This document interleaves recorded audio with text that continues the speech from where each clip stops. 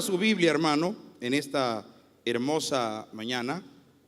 San Lucas capítulo 19, versículos del 37 al 44. Póngase de pie por reverencia a la palabra de Dios y a Dios nuestro Señor.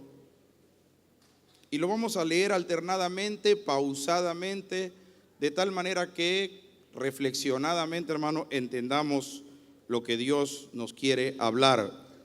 Dice la Biblia: cuando llegaban ya cerca de la bajada del monte de los olivos, toda la multitud de los discípulos, gozándose, comenzó a alabar a Dios a grandes voces por todas las maravillas que había visto.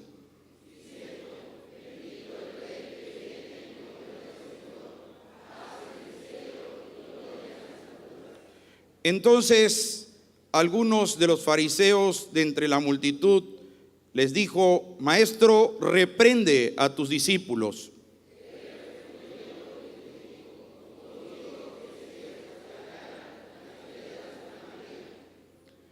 Y cuando llegó cerca de la ciudad, al verla, lloró sobre ella.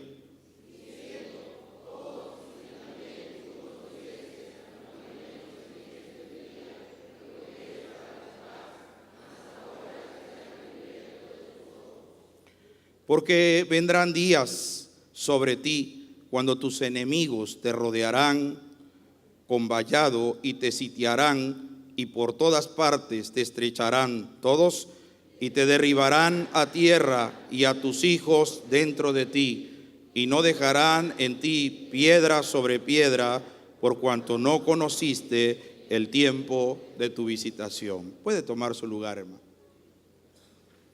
El título de este mensaje, hermano, se llama El tiempo de nuestra visitación. El tiempo de nuestra visitación. El Señor Jesús iba, hermanos, cumpliendo cada uno de las cosas proféticas que la Biblia habla acerca de Él. Cada una de esas profecías que hablaban acerca del Señor, de lo que habría de decir, de lo que habría de ser, de lo que habría de hacer, se fueron cumpliendo una a una conforme a las profecías del Antiguo Testamento. Una de ellas decía que entraría el rey, el Mesías, montado en un pollino, hijo de asna, y que la gente glorificaría al Señor y que sería día de alegría, día de gozo. Ahora el Señor estaba cumpliendo esta profecía. Si usted lee desde el versículo 28, se dará cuenta que el Señor entró precisamente así. Dijo a sus discípulos que fueran a buscar un pollino y que cuando llegaran allí dijeran, si alguien salía a preguntar por qué llevan el pollino, dijeran: porque el Señor lo necesita. Y así fueron los discípulos, y cuando encontraron al animal atado, lo desataron, y cuando lo llevaban salieron sus dueños y dijeron: ¿a dónde lo llevan? ¿Por qué lo desatan? Y los discípulos respondieron las palabras que el Señor dijo: porque el Señor lo necesita, y lo dejaron ir. Ahora, con esto se daba cumplimiento, hermanos, a la profecía del Señor, hermanos, que hablaba de esto, acerca de que Él, tu rey, dice la Biblia, entraría montado sobre un hijo de asna, un pollino hijo de asna. Dice la Biblia, hermano, que cuando llegó cerca de la bajada del monte de los olivos, recuerden ustedes, hermano, que el monte de los olivos era el monte preferido del Señor para orar. Él pasaba noches enteras orando en el Monte de los Olivos. De hecho, cuando eligió a sus discípulos, hermanos, Él fue al Monte de los Olivos y allí oró y allí le pidió al Padre que le diera la sabiduría para seleccionar a quienes serían sus discípulos. El Monte de los Olivos, hermanos, estaba a un costado del Monte del Templo, donde estaba el Templo de Jerusalén. El Monte de los Olivos, como lo dice la Biblia, era un lugar lleno de olivares. Allí se encontraba también el huerto del Getsemaní, en donde el Señor también habría de cumplir con otro de las profecías que hablaban acerca de Él y de su sacrificio en la cruz del Calvario. Pero esta vez, hermano, cuando el Señor entró, dice la Biblia en el versículo 37, que toda la multitud de los discípulos, gozándose, comenzó a alabar a Dios a grandes voces por todas las maravillas que habían visto. ¿Cuántos de nosotros, hermanos, nos gozamos por las maravillas que hemos visto que el Señor hace en nuestras vidas, en la vida de los demás, en la vida de la iglesia y en la vida del mundo, hermano? ¿Cuánto hemos visto las maravillas de Dios, hermano? Cada uno de nosotros tiene experiencias diferentes en las cuales Dios se ha manifestado y ha sido fiel para con cada uno de nosotros. Y Dios nos ha mostrado su gloria en nuestras vidas, que no estamos solos, que Él nos cuida, que Él nos guarda, que Él nos sana, que Él nos provee, que Él nos da vida eterna. Amén, hermano. Y por eso nos gozamos. Pero también hemos visto la maravilla de Dios en la vida de los demás hermanos. Hemos podido platicar, hermano, y decir: mira, ¿sabes qué pasó? Dios hizo esto, Dios me permitió. Recuerdo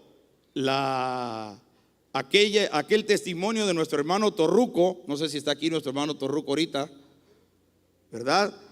Y cómo Dios sanó a su hija, a quien no le daban ya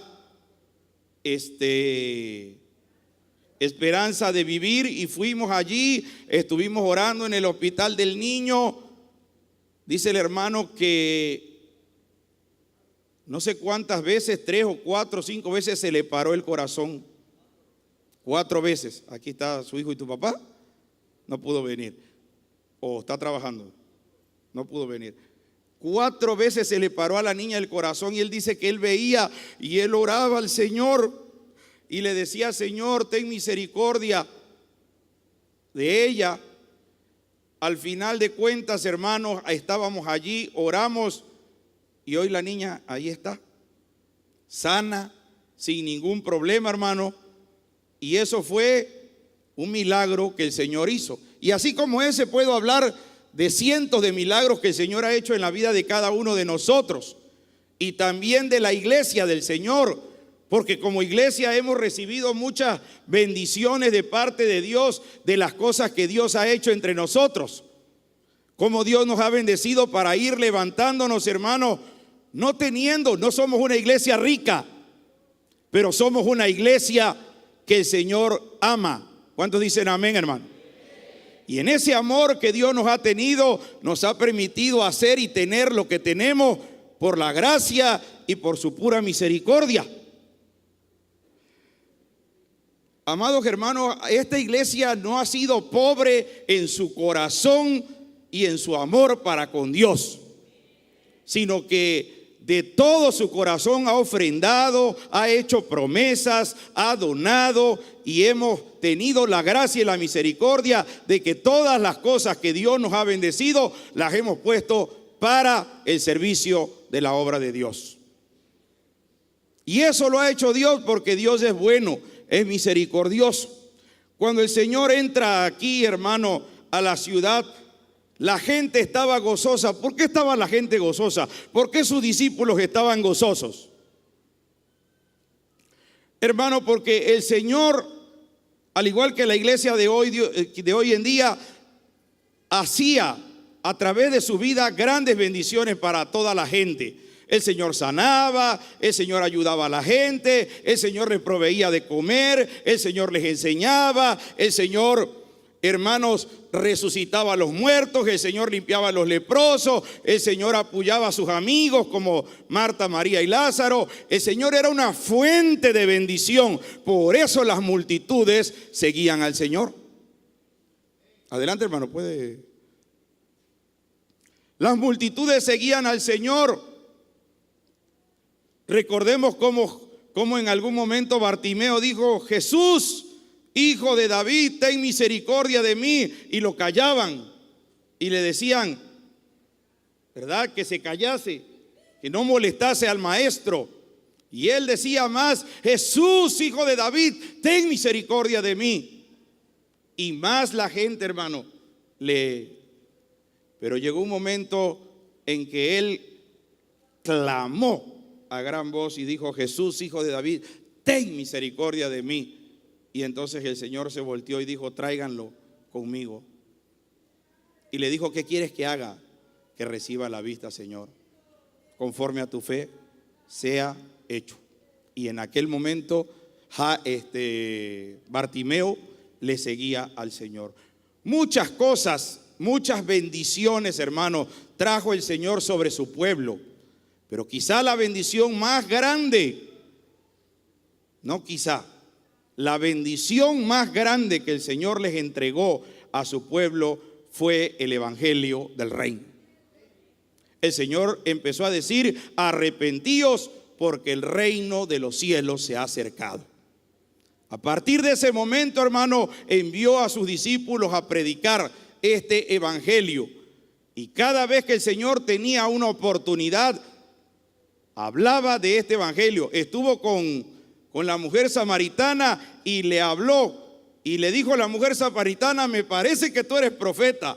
Y el Señor le dijo: mira, mujer, la hora viene y ahora es cuando ni en este monte ni en Jerusalén van a adorar al Padre, sino que los verdaderos adoradores adorarán al Padre en espíritu y en verdad. Porque tales adoradores, Dios, ¿qué? Busca que le adoren. Dios es espíritu, y los que le adoran en espíritu y en verdad es necesario que adoren. La mujer salió y fue a buscar a los samaritanos y dijo: hay un hombre que me ha dicho todo lo que he hecho, ¿no será este el Cristo? Y el Señor le habló. Una vez el Señor entró a la casa de un hombre que se llamaba Zaqueo, pero Zaqueo era un hombre importante. Zaqueo deseaba ver a Jesús y se subió a un árbol, dicen árbol sicómoro, yo no conozco el sicómoro, hermano, pero se subió a un árbol. Claro que la multitud cuando lo vio se empezó a reír. ¿Y quién no se reiría si viera a un diputado subido sobre un árbol, hermano? Y saben, sí me la creo de vez en cuando, hermano. Ahora cuando hacía sus campañas Andrés Manuel, la gente era capaz de subirse a árboles y de esto, ¿no?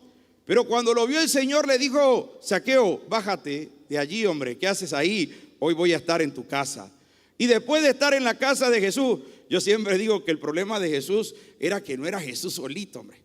Era Jesús y sus 12, y darle de comer a Jesús y sus 12, pues era. Pero Zaqueo sí lo podía hacer. Así que Zaqueo le dio de comer. Y cuando estuvo comiendo y cuando estaban todos allí, Zaqueo se paró y en medio de toda la reunión dijo: yo, ¿verdad? A la verdad, dice, la mitad de mis bienes quiero dar a los pobres, y si en algo he defraudado a alguno, lo devuelvo cuadruplicado. Y el Señor dijo: hoy ha llegado la salvación a esta casa, porque este hombre también es hijo de Abraham. Esa era la forma que el Señor, esta fue la bendición más grande, hermanos. La gente ya miraba al Señor como, ¿qué, hermano? Como el Mesías, como el Cristo, como el Hijo de Dios. Tanto que los fariseos tuvieron que empezar a generar las contras y a empezar a decir: no. De Galilea puede salir algo bueno. Y empezaron, hermanos, a a hacer un plan, a hurtar un plan, hermano, un plan para matar al Señor Jesús. El Señor Jesús los tuvo que enfrentar muchas veces.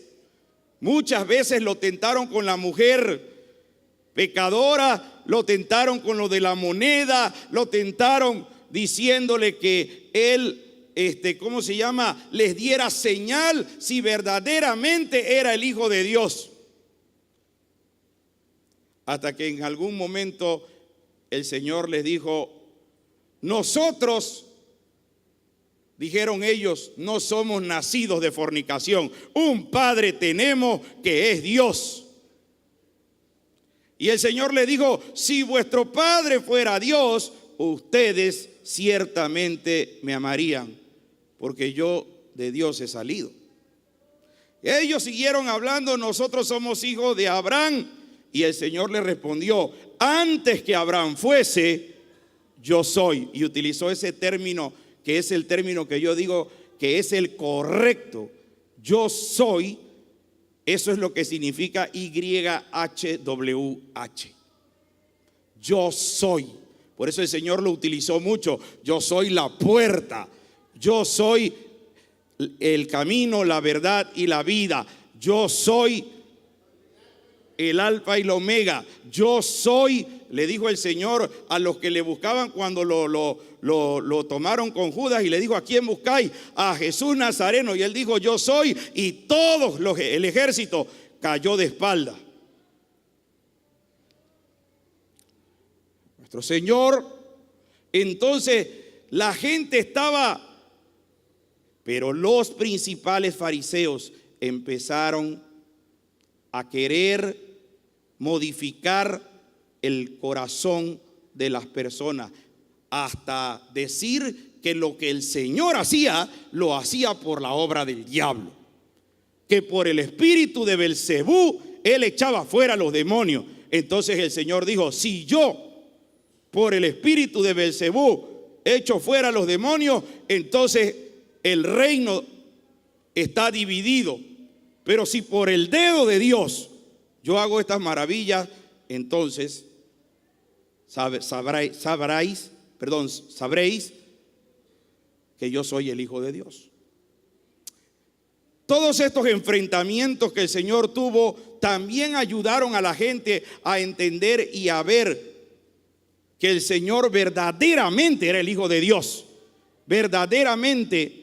Pero, e incluso, hermano,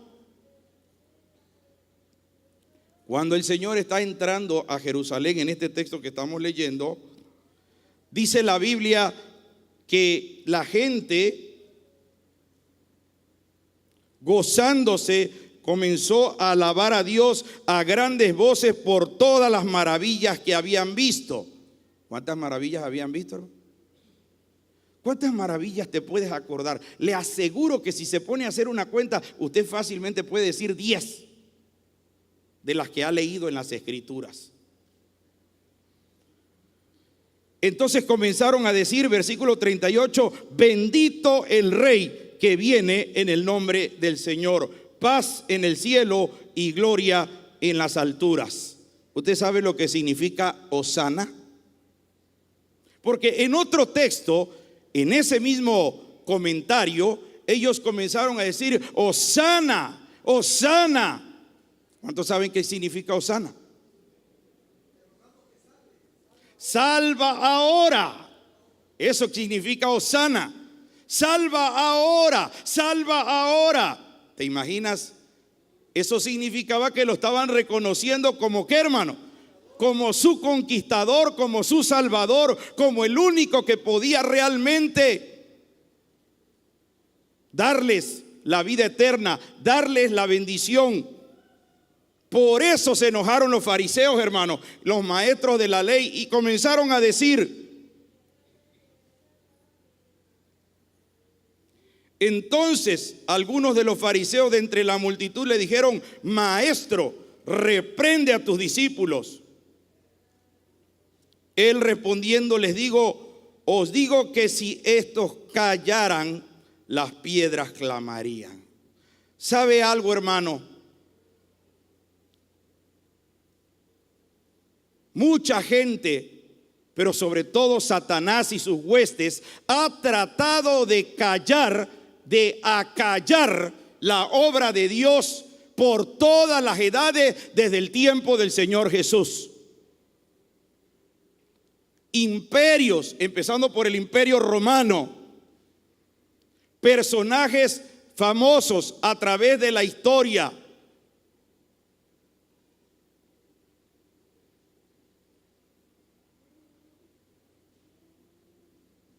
gente dotada con riqueza, ha tratado de acallar.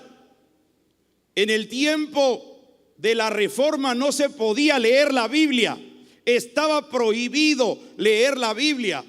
Fue por ello que cuando la Reforma se destapó, se empezó a traducir la Biblia a diferentes idiomas, primero al alemán por Martín Lutero, y luego Calvino vino traduciéndolo al francés, y de ahí vino Suigilio haciéndolo para Suiza, y así, hermano, la Biblia empezó a ser traducida. Pero la Biblia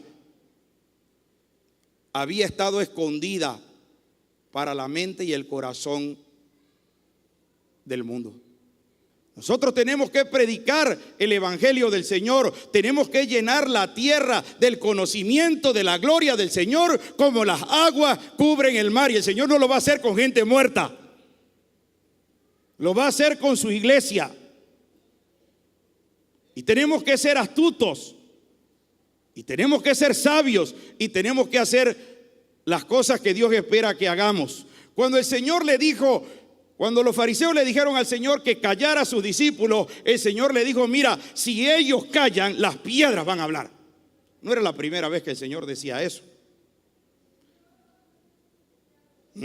Ya cuando el bautismo de Juan el Bautista, muchos fariseos iban de manera hipócrita al bautismo de Juan. Y Juan el Bautista le dijo: generación de víboras, ¿quién os enseñó a huir de la ira venidera? Y no me digan que tienen a Abraham por padre, porque yo les digo que Dios puede levantar hijos a Abraham aún de estas piedras. Eso lo había dicho Juan el Bautista. Amados hermanos, no podemos callar. Cuando fueron a apresar a Pedro y a Juan porque estaban predicando, ¿verdad?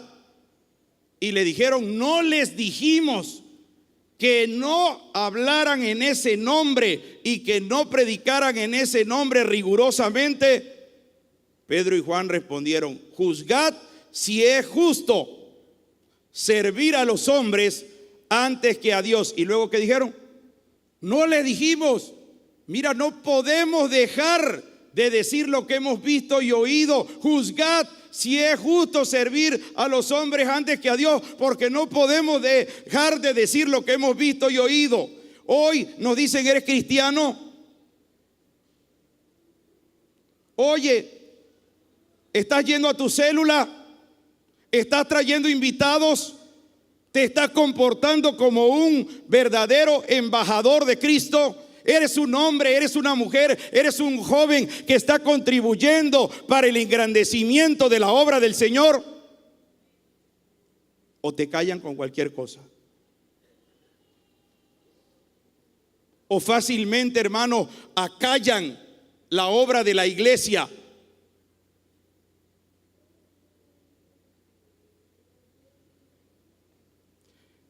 Nosotros tenemos que hablar. Cuando yo encuentro que el apóstol Pablo le dice a Timoteo: predica la palabra, ¿cuánto tiempo? A tiempo y fuera de tiempo. Redarguye, reprende con toda paciencia y doctrina. Porque vendrá tiempo cuando no sufrirán la sana doctrina, sino que teniendo comezón de oír, se van a amontonar maestros conforme a sus propios concupiscencia. Sí, hay iglesias llenas de puros deseos y de pura mala doctrina. Iglesias llenas, hermano, de pura mentira y de cosas que no proceden de la palabra de Dios. Más la alabanza a Dios, hermano. Más el reconocimiento de que Jesús es el Mesías. El decir que Jesucristo es el Salvador del mundo. El decir que Él es el Hijo de Dios, que Él es el Cordero de Dios, que quita el pecado del mundo, hermano. Eso no es falsedad. Eso es una verdad que debemos predicar y que debemos vivir con nuestra vida. Los fariseos llegaron y dijeron: calla a tus discípulos, porque eso es una herejía lo que están haciendo. Y el Señor le dijo: ¿sabe?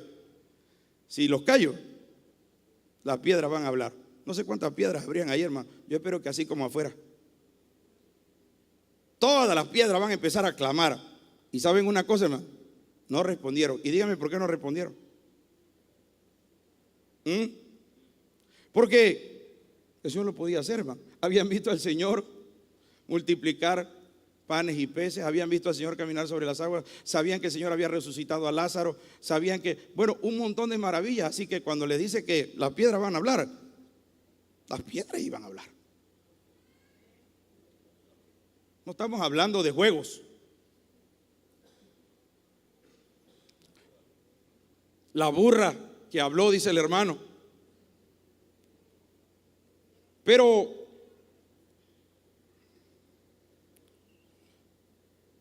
hasta aquí lo que tenemos que hacer, hermano. Pero ¿cómo se llama nuestro mensaje? El tiempo de nuestra visitación.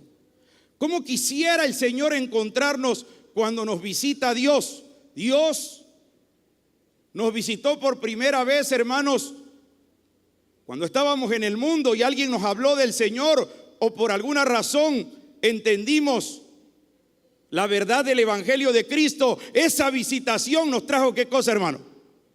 Vida eterna, salvación.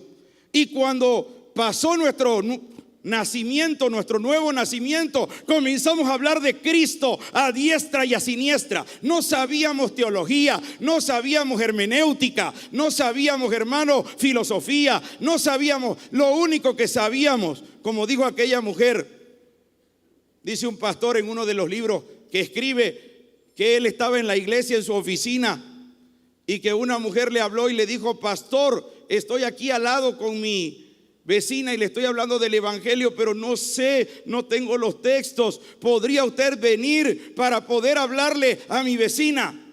El pastor le dijo: hermanita, ahorita voy. Agarró, salió de su oficina, cerró su oficina y tomó su carro e iba hacia la casa de la hermana. Pero mientras iba, Dios le dijo: párate ahí, regrésate. Él comenzó a decir: Señor, ¿cómo voy a regresar? Ella necesita, yo necesito hablarle del Evangelio. No, regrésate.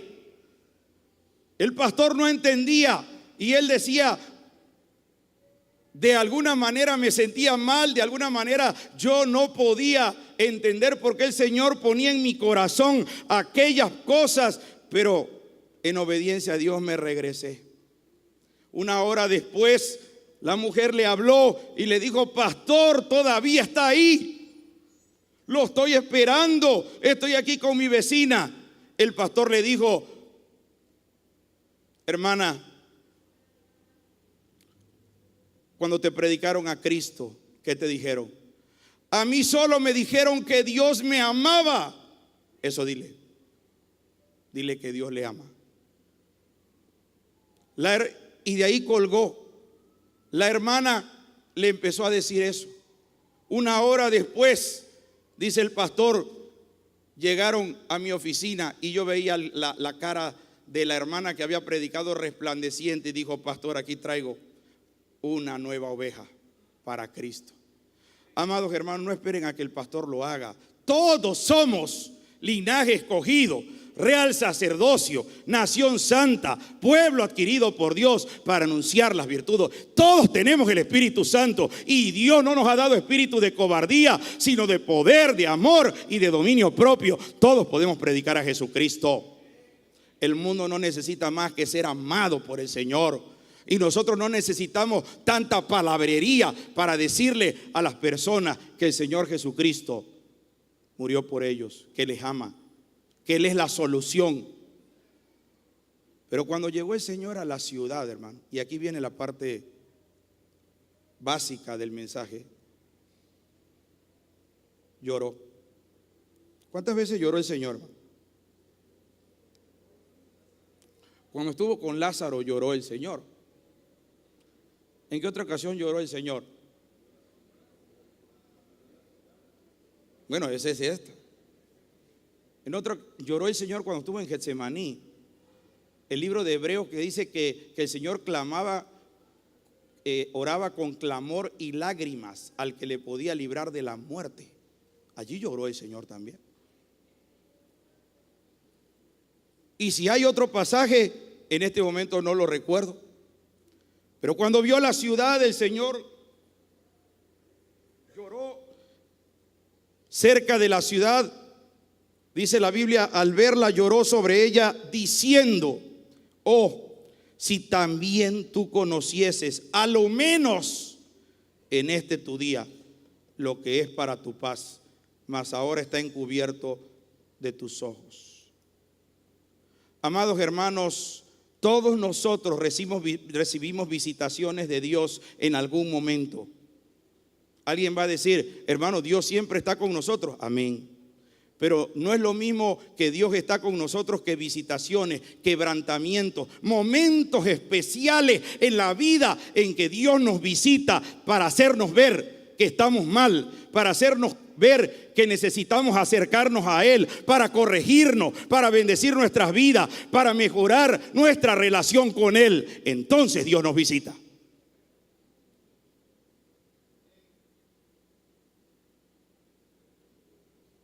Si a lo menos en este tu día pudieras entender, pero no lo puedes entender.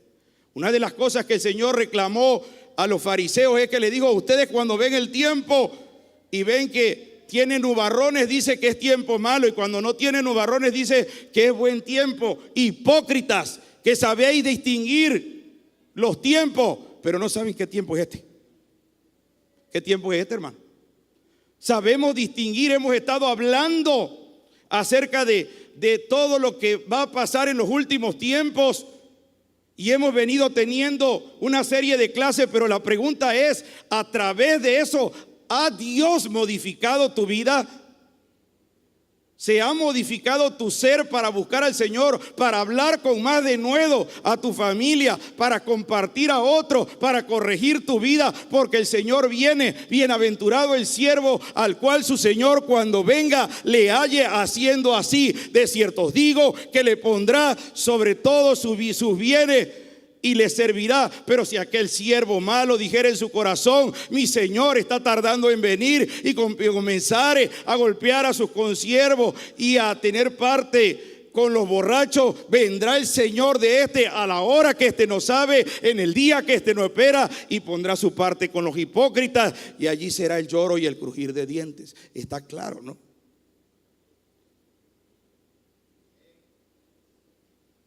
Hermanos que faltan a la casa de Dios simplemente por faltar, hermano. Hermanos que dejan el ministerio simplemente por dejarlo. Hermanos que no se entregan de lleno a la célula para multiplicarla, sino simplemente están trabajando por trabajar. Ministerios que no están siendo de bendición porque no lo estamos haciendo llenos del Espíritu Santo. La iglesia de Cristo hoy, y lo he platicado con el hermano Javier, lo platicaba el otro día, no hay una diferencia entre la iglesia de Cristo y el mundo. No se nota en el mundo la iglesia de Cristo. No se ve que hay cristianos que están viviendo una vida de santidad, que están viviendo una vida llena del Espíritu Santo, que solo nos ven los domingos, hermano. Y dice la Biblia, hermanos, en el versículo 43: porque vendrán días sobre ti cuando tus enemigos te rodearán con vallado y te sitiarán por todas partes y te estrecharán y te derribarán a tierra y a tus hijos dentro de ti. Tremendo, ¿no? Y no dejarán en ti piedra sobre piedra, por cuanto no conociste el tiempo de tu visitación. ¿Sabe una cosa, hermano? O hacemos la voluntad de Dios hoy, o vendrán días en que el Señor caerá sobre nosotros todo su juicio. No crea que vamos a escapar, no vamos a escapar. Dice la Biblia, si cayéremos sobre la piedra, seremos quebrantados, pero aquel sobre el cual la piedra cayere será desmenuzado. Y muchos sabemos, hermanos, que la roca es Cristo. Y muchos sabemos, hermanos, que Él es el Hijo de Dios. Y muchos sabemos, hermanos, que Él es el Salvador del mundo. Y muchos sabemos, hermanos, que Él viene pronto. Y muchos sabemos, hermanos, que la palabra de Dios es verdad. Y todo eso lo sabemos, pero no hay modificaciones en nuestra vida. Y lo digo por todos, como dijo el Señor, lo que a vosotros digo, a todos lo digo, incluyéndome. Necesitamos entender que el tiempo de nuestra visitación es hoy, hermano. Que Dios está visitando a su iglesia para que su iglesia esté comprometida con su voluntad. Y yo me temo, hermano, que lo que va a pasar es lo que dice el libro de Tesalonicenses. Sabemos que va a venir el hijo de pecado, el hijo de perdición. Pero antes que venga el hijo de perdición, hay una cosa que se va a manifestar. ¿Qué cosa? La apostasía. Vamos a ese texto, hermano, y con eso vamos a terminar. En 2 de Tesalonicenses, hermanos, capítulo 2, la Biblia dice lo siguiente.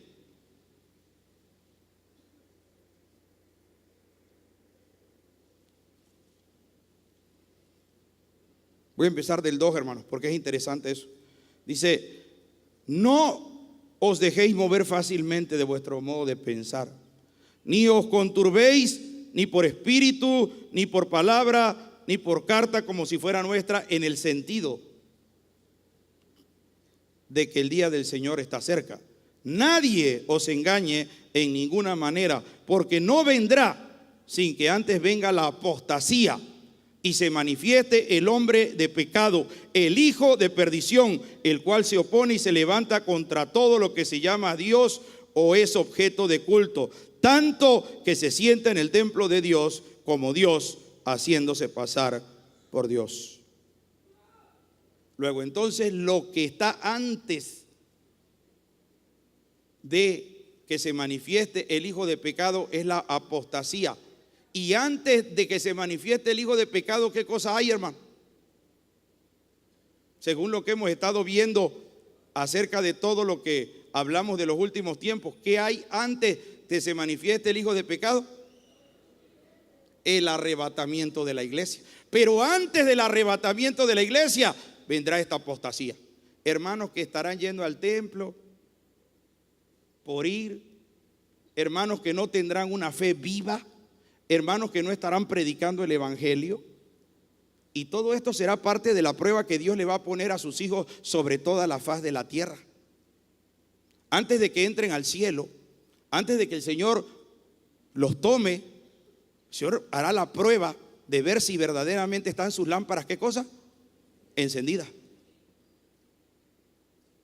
La pregunta es si nuestras lámparas están encendidas, si estamos haciendo lo que es conforme a la voluntad de Dios. El tiempo de nuestra visitación es hoy, hermano. Si a lo menos lo reconociéramos. Pero ¿qué pasó? No lo pudieron ver el pueblo de Israel, y todos los que gritaban Hosana, y todos los que estaban allí, y todas las multitudes que siguieron al Señor fueron los mismos que decían: crucifícale. Es tiempo de quitar esas cosas que nos están estorbando para hacer la voluntad de Dios. Es tiempo de que tu ministerio sea poderoso. Cualquier don que Dios te haya dado, cualquier capacidad que Dios te haya dado, úsala. Déjate usar por la presencia gloriosa del Espíritu Santo. entonces seremos una iglesia de palabra de verdad.